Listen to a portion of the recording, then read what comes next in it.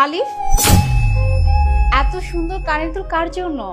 ওই যে আমার কলিগ আছে না আকাশ, ওর ওয়াইফের জন্য নিতে বলছিল, ছোট হাইটওয়ালা, দ্যাটস ওয়াই।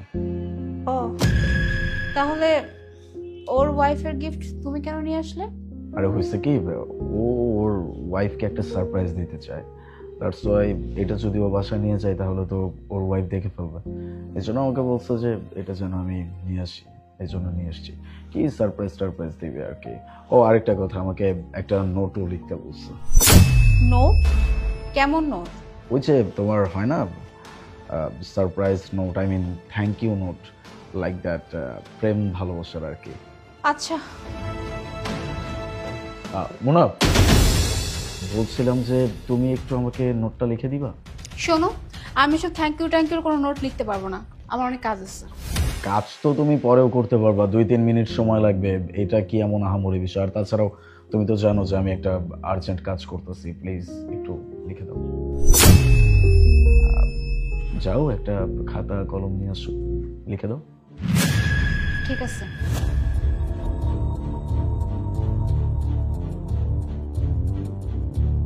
বলো কি লিখতে হবে? ওয়েট আ মিনিট, তোমার লেখেন, my dear wife. My dear wife. Thank you so much আমার লাইফে আসার জন্য। থ্যাংক ইউ সো মাচ আমার লাইফে আসার জন্য। লিখো, আমার জীবনকে এত সুন্দর করার জন্য তোমাকে অনেক ধন্যবাদ। আর এটাও লেখো যে আমার জীবনে তুমি আসার পর থেকে আমার জীবনটা তুমি এত সহজ করে দিছো যে আমার আর কোনো কিছু করার প্রয়োজনই পড়ে না। আমার ফ্যামিলিকে তুমি অনেক সুন্দরভাবে গুছিয়ে আনিছো। তুমি আমার জীবনটা এত সুন্দর করে গোছাইছো যেটা আমি বলে বুঝাইতে পারবো না। আলিফ, তুমি তোমার ফ্রেন্ডের ওয়াইফের ব্যাপারে তো অনেক কিছু জানো দেখতেছি। আহা, আমি তো তোমাকে লিখতে বলছি, যা যা লিখতে বলছি সেগুলো তুমি লেখো। লেখো, থ্যাংক ইউ ভেরি মাচ। আমি যা যা তোমাকে কখনো বলি না, তুমি সেই সব কথাও বুঝে যাও, আর সেগুলো তুমি আমাকে করে দাও এই সব কিছুর জন্য। থ্যাংক ইউ ভেরি মাচ আমার জীবনে আসার জন্য। থ্যাংক ইউ একজন ভালো স্ত্রী হওয়ার জন্য, একজন ভালো পুত্রবধূ হওয়ার জন্য, আর একজন ভালো মা হওয়ার জন্য। আর হ্যাঁ, মাঝে মাঝে বিনা কারণে তোমার উপর অনেক রাগ করি, that's why I am extremely sorry. তোমার উপর বিনা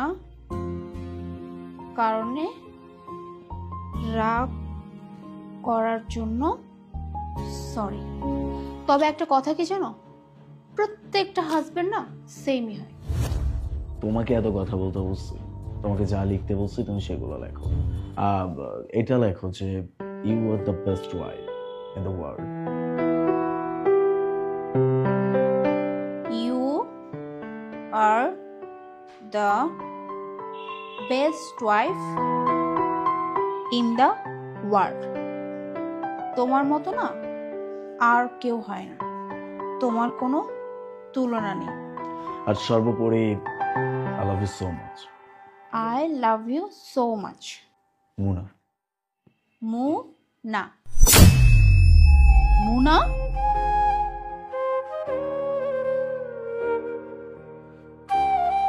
তার মানে এই কানের দুল আমার জন্য? তা নয় তো কি, তোমার কি মনে হয়েছিল? তাহলে এসব কথা? নিশ্চয়। কিন্তু আমার জন্য গিফট কেন? আজকে তো আমার বার্থডে না, ইভেন আমাদের অ্যানিভার্সারি না, কোনো কিছুই না।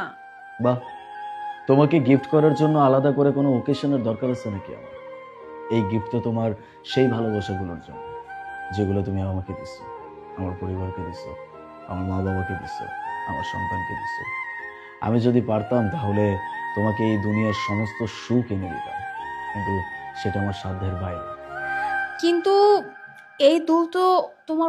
ওইটাই যেটা তুমি সেদিন পছন্দ করছিলে।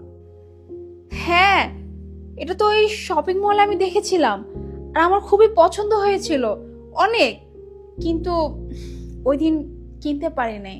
হ্যাঁ, সেদিন এই কানের দুলটা না তুমি নিজে কিনছো না আমাকে কিনতে দিছো।